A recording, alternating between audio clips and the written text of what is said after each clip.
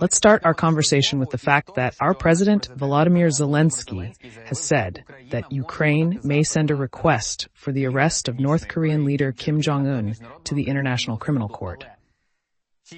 But is there any sense and any benefit in this request, let's say, if Kim Jong-un is not, in fact, leaving the country, at least? At the very least, it is necessary to check the reaction of other countries. North Korea is increasingly becoming a key part of Russia's war against Ukraine, which has been ongoing since 2014. Since 2022, Belarus has offered its territory but not its troops. In contrast, North Korea is directly supplying manpower. Therefore, the world needs to focus more on the emerging axis of evil formed by Russia, North Korea, and partly Iran.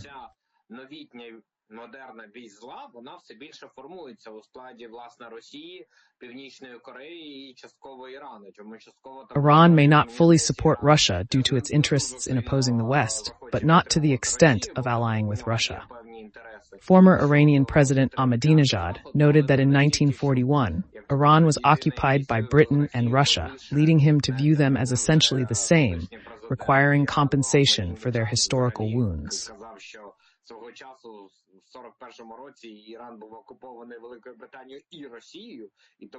We need to inform our partners that Russia and North Korea are growing closer, even though Russia, as a UN Security Council member, previously imposed sanctions on North Korea. This situation highlights a permanent member of the UN Security Council violating its own sanctions. Psychologically, we should promote the idea of an emerging axis of evil and emphasize that peace in the world depends on addressing this issue. If at least the leaders of North Korea and Russia, in the long run, and not even the president of Iran, but Rahbar, their Khamenei, will all be, let's say, either arrested or at least treated as criminals.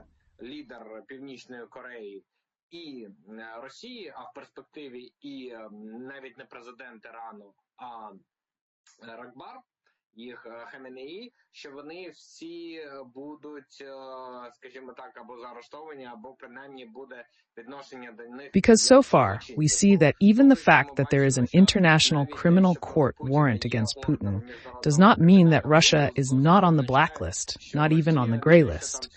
Why? Because some kind of deal with Russia is constantly taking place. And here, unfortunately, we again recall the quote by Boris Johnson, then the Prime Minister of Great Britain, that Europe needs to decide whether it is for money or for principles. Despite the fact that there are declarative principles, they still want to trade with countries that not only violate these principles, but undermine them. Absolutely. Our president noted that Vladimir Putin is testing the world's reaction to North Korean military activity in the Kursk region, and he believes that the response from our allies is currently zero. But can it, could it, and will it be more? These troops are being used under agreements between Russia and the DPRK on Russian territory for attacks on their countries, so there is no question of invading Ukraine. Yes, but we understand that one way or another, thanks to these Russian troops, or rather North Korean troops on Russian territory, Russia has the opportunity to release its troops and send them to the front in Ukraine. That is, this is albeit not direct, but still assistance in waging a full-scale war. And here it is worth mentioning that not only are these sanctions that Russia imposed on North Korea being violated, but also the intervention of the military itself, which threatens not only Ukraine in the future.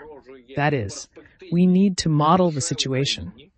If North Korea provides its military to Russia, it is quite possible that North Korea will ask the Russian military to help it in its war.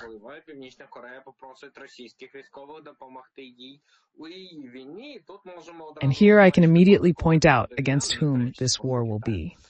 Well, it is unlikely to be against China. It will be either against South Korea, the only country other than Russia and China with which North Korea has a direct border, or against Japan, which also constantly suffers from its neighborhood with North Korea. Just 2 days ago, another missile test took place, which, as far as we know, fell 300 kilometers from the territory of Japan. That is, there are risks. And if our partners do not want to slowly watch this new alliance take shape,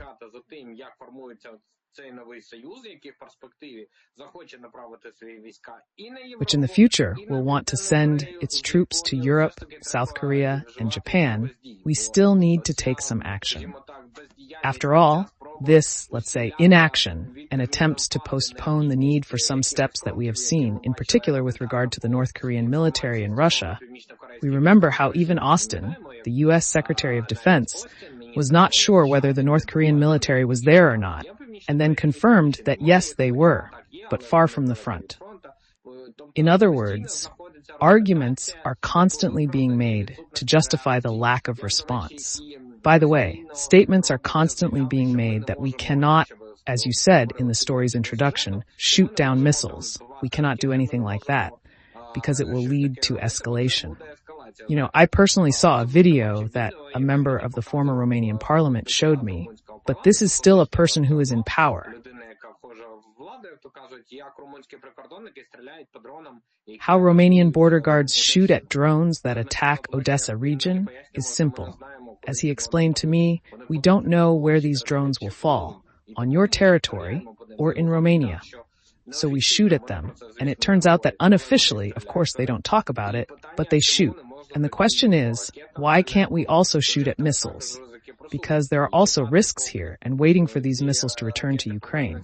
And what if they don't? We are modeling the situation, and there are already black jokes that Belarus is the most active among other countries in terms of shooting down drones flying to Ukraine, as it is not sending up aircraft to escort all these missiles and drones, but to at least shoot at them, because they also understand the risks from them. Unfortunately, we are suffering from indecision, primarily on the part of our partners, because they live in fear that nuclear weapons will be used there. You know, now everyone is discussing a book by Woodward, a man who is part of the White House, and he just wrote that a lot of these fears, these escalations, are based on the fact that they once misunderstood the report of Burns, the head of the CIA, when he said that there is a possibility that Russia could use nuclear weapons. And they immediately said, if there is, it means 50%. And 50% is a big number, although I'm not sure that 10% is. This reflects a complaint against American politicians who, despite clear intelligence about the war, added their own details and now fear nuclear escalation. However, the 5 or 6 failed tests with the armature suggest that Russia may not have the capabilities it claims.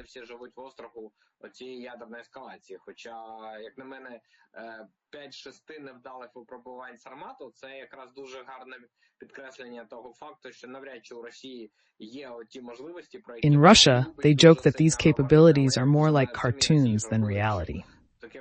Unfortunately, both the US and the EU are overly fearful of Russia's claims. This situation reminds me of the Cuban Missile Crisis, when Kennedy made concessions based on Khrushchev's assertion that the Soviet Union had over 100 missiles targeting America, despite there only being 2 at the time.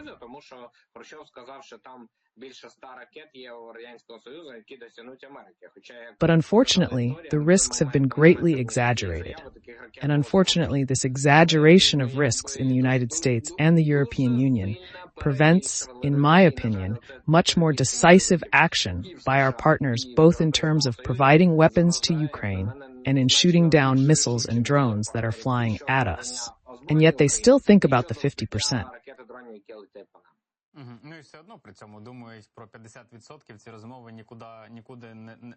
These discussions continue, and regarding the president's mention of a lack of reaction, the German Foreign Ministry has acknowledged the possibility of new sanctions against the DPRK if its troops engage in the war against Ukraine. However, this may not be effective, as North Korea has grown accustomed to sanctions and is not afraid of them. The full-scale war has shown that sanctions often serve as an excuse for the West to avoid military involvement and significant costs. Our analysis of Russia-Iran cooperation revealed that Russia is particularly interested in Iran's experience in circumventing sanctions. Коли почалась, до речі, повномасштабна війна, ми аналізували співпрацю Росії і Ірану із Національним інститутом стратегічних досліджень. І ми зрозуміли, що найцікавіше, що є для Росії в контексті Ірану і санкцій, це досвід Ірану по оминанню санкцій. Тобто, з однієї сторони, на папері санкції були. That is, on the one hand, there were sanctions on paper, but in reality, they did not really exist. На території України, що там є деталі з Ірландії, я пам'ятаю, знаходили в них. And we can see that, as a matter of fact, in the Shaheen missiles that are shot down on the territory of Ukraine, there are parts from Iran, as I remember, found in them. I think that there are also parts from other Western countries in the missiles that have recently been flying over Ukraine, by the way. They had American parts in them from North Korea. So all of this means that the sanctions mechanism is rather, on paper, quite substantial. Due to inadequate export controls, sanctions against Russia and other countries are being circumvented. I expect the next sanctions package to implement the G7 finance ministers' decision, which first banned direct supply of goods to Russia. As Russia began purchasing through intermediaries, our partners imposed sanctions to prevent banned goods from being sold to other countries with the intent of reselling them to Russia. They simply added another chain where a country, roughly speaking, buys goods from the EU or the US and then sells them not to Russia but to country B, which in turn supplies them to Russia.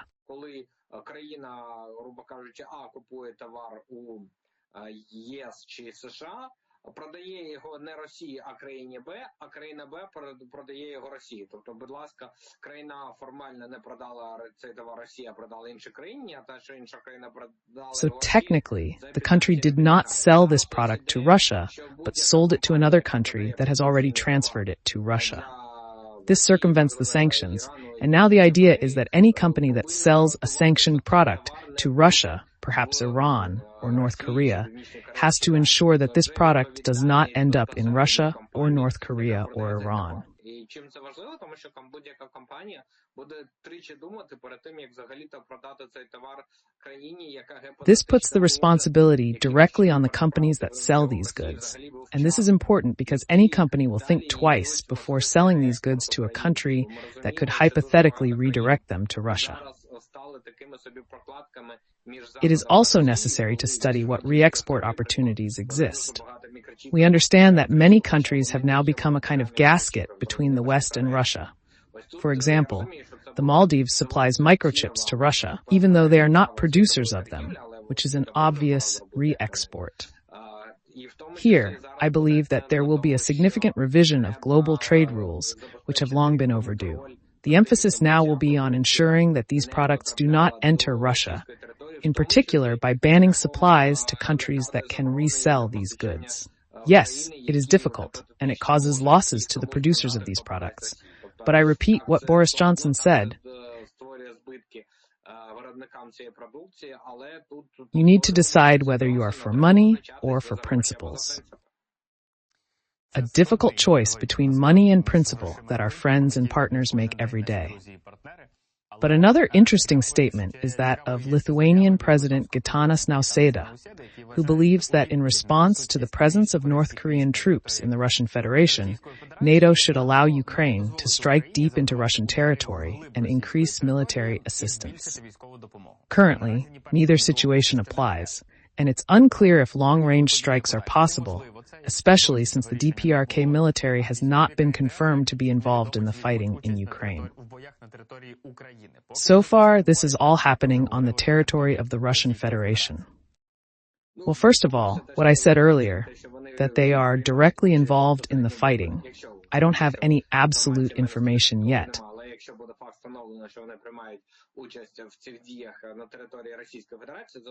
If it's confirmed that they are involved in actions within Russia and releasing Russian soldiers fighting in Ukraine, that would constitute participation in the war. The Kursk operation isn't aimed at capturing Kursk. However, a fighter there mentioned a significant Ukrainian-speaking population. This raises a question. While Russia claims to want to protect Russian-speaking people, what happens to the Ukrainian-speaking individuals facing hardship in Russia? Therefore, it is better to return to the borders that existed before the outbreak of a full-scale war in Ukraine and Russia, and in this regard, not to raise this issue because otherwise there will be constant wars. As for this idea of granting permission, I think it is long overdue, and this indecision of our partners, their unwillingness to take important, bold steps, has done us a lot of harm.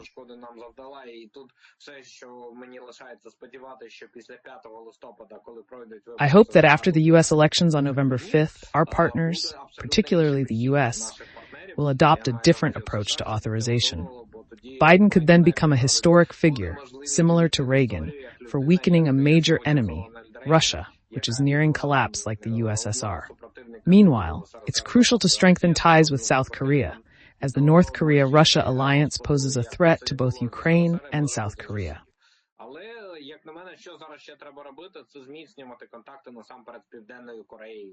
Тому що зрозуміло, що союз Північної Кореї і Росії – це союз проти України і проти Південної Кореї. І тому, як на мене, логічно зараз нам... So in my opinion, it is logical to work in this direction, and it can be a very good ally. We can also add Japan, and it will be, in my opinion, a super alliance. Japan, South Korea, Ukraine. I think that we can provide them with some knowledge from the experience of repelling aggression, and certainly Japan and South Korea can provide us with a lot.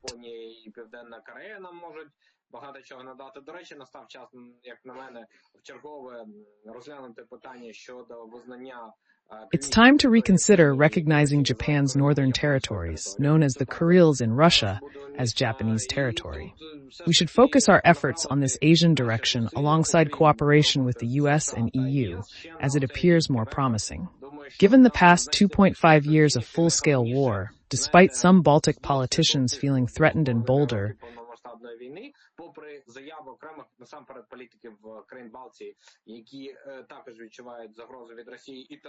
we should not only support Ukraine's deeper strikes into Russia, but also deepen relations with South Korea and Japan.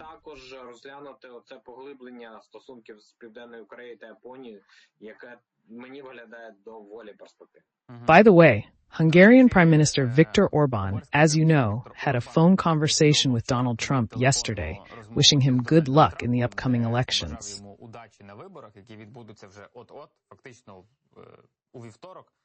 In fact, on Tuesday, if I'm not mistaken, it's the 5th. Is he counting on something? Or was it just a friendly gesture? Of course, Orban and many in the world are betting on Trump, because this model of behavior is closer to them. It is more inclined to authoritarianism. And in fact, this is the basis for the accusations of Trump by his rival Kamala Harris, that Trump has such a desire.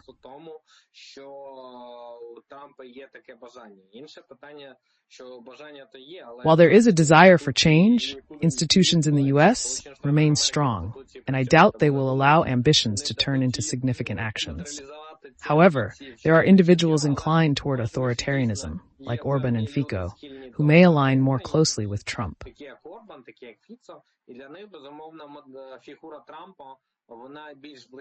Another question is, if we model that Trump becomes president, will he meet the desires of these politicians?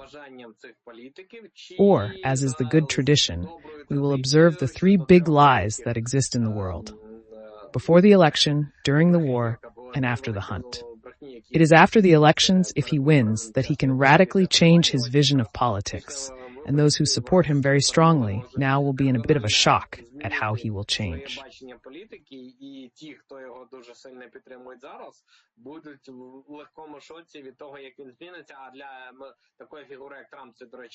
For a figure like Trump, this is, by the way, an absolutely common thing, because he is an unpredictable person. Therefore, I would not be surprised if he differs significantly from what he is saying now after his victory, and I emphasize that. However, we see that there is indeed a desire for a more authoritarian leadership in the United States, which is observed among representatives of more oriented elites, at least in Central Europe, where Hungary is present. On the one hand, we understand this desire, but on the other hand, we have to understand that democracy still exists in Hungary. As far as I know, for the first time in almost 20 years, 17 years to be exact, Orban's party is no longer the leading force in the country. There is an opposition party, TISA. I think we need to work more with them, our partners, and Ukraine.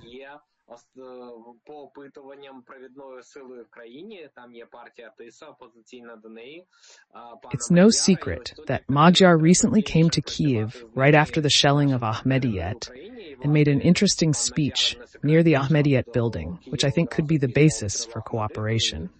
This is, of course, a slightly different story, but there's a growing circle of people here who want a more authoritarian model of world domination, and a circle of people who do not want authoritarianism.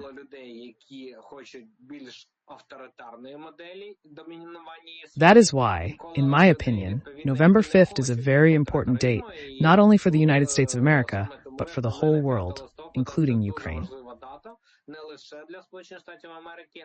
Speaking about Hungary, Zelensky said that Kyiv and Budapest are currently working on a joint document that should address security issues and Ukraine's accession to the North Atlantic Alliance.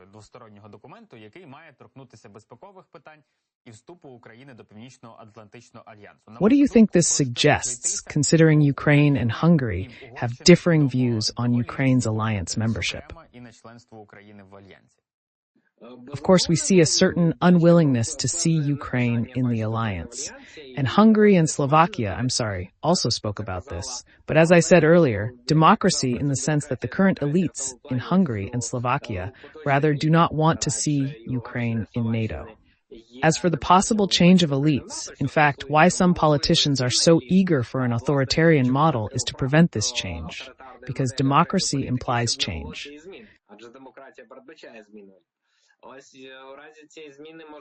In the event of this change, the situation may change. So it is very important for us to cooperate with various political forces in Hungary and Slovakia in the context of constructive cooperation with them in the event of a change in Ukraine's vector, or immediately, as they say.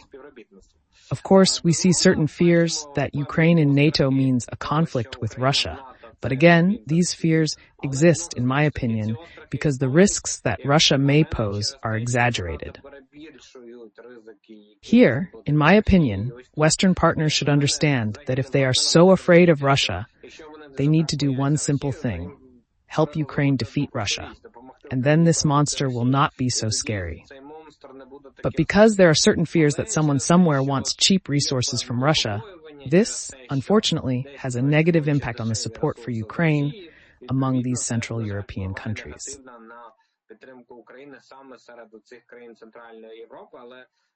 It's important to clarify that Russia may not be as threatening as perceived, and obtaining cheap resources could be problematic due to the ongoing war, which affects transportation safety in Ukraine.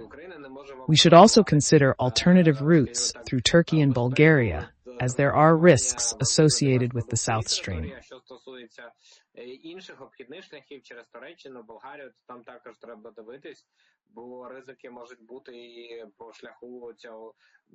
The European Union, again, must understand that playing along with Russia on the issue of hydrocarbons continues this struggle, in which the EU is also part of, one way or another, because other EU countries are aware of the risks of this imperialist philosophy of Russia and the risks for themselves.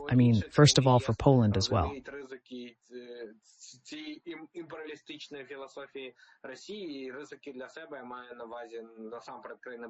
In general, we should also mention that our president, by the way, made quite a few statements yesterday and the day before yesterday in which he spoke, among other things, about providing certain types of weapons. Zelensky believes that the public release of Ukraine's request for missiles, initially in a classified part of the Victory Plan, highlights the Allies' indecision and efforts to delay assistance. We're talking about Tomahawk missiles. But was there any chance of getting such weapons at all if we could not be provided with 500-kilometer attacks? Here we are asking for 1,500-kilometer missiles. First of all, you can never have too many weapons in a war. And when we talk about Tomahawk, it's a hint that, you can't provide 500-kilometer range. So don't think that 500-kilometer range is, as they say, the ceiling of our desires. we also have tomahawks, and maybe something else, by the way. Because if we look at the victory plan that President Zelensky presented, there is a good point that Ukraine should not receive weapons from arms depots, that is old stocks, but receive the latest weapons that are currently being produced.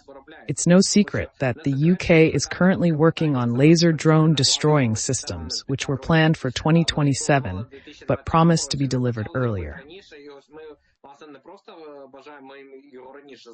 And so we don't just want it, we want it to get to Ukraine as soon as possible, as they say, to test it on our battlefield, because that will be the best test of this weapon. That's why Ukraine needs to keep saying that we need to win the war, because the question that should be asked is, do you want Ukraine to win or not? If you want Ukraine to win, the whole Western world will win with Ukraine.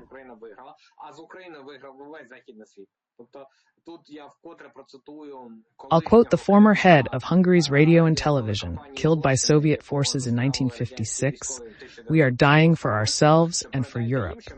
This reflects Ukraine's situation today. In essence, we are fighting not only for ourselves, but also for the civilized world, which rejects Russia's methods.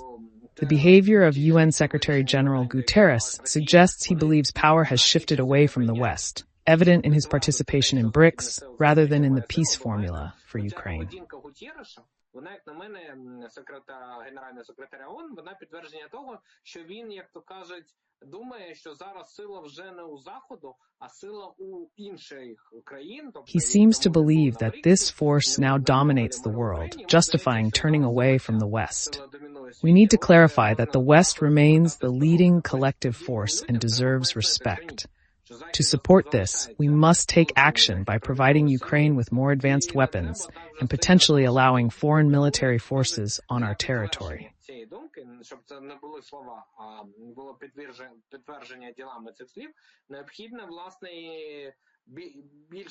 Although this idea was initially brought up by Macron and then overlooked, it has resurfaced thanks to Hungarian Foreign Minister Szijjártó. He indicated ongoing discussions about maintaining military presence, suggesting a move beyond just talk to concrete actions. This follows discussions about shooting down drone missiles. На порядок денний, тому що він сказав, що Угорщина не дасть своїх військових, але це прозвучало так, що зараз дискусії ведуться. Тобто з заяви Сіярта ми дізналися, що про це... Still, Europe must understand that avoiding the next world war is possible, not if they try to avoid escalation, but if they intervene more actively and prevent a negative scenario from developing, as they did at the beginning of World War II, when they constantly sacrificed the territories of individual countries to appease the aggressor. Буде не якщо вони будуть, скажімо так, прагнути ухилитися від ескалації, а буде, якщо вони більш активно втрутяться в питання і не... So now, in my opinion, the era of the Chamberlains must end and the era of the Churchills must begin. Початок Другої світової війни, коли постійно жертвували територіями окремих країн, саме для того, щоб умиротворити агресора. Тому зараз все ж таки епоха Чемберлінів, як на мене, пройшла, а треба, щоб була епоха Черчиллів.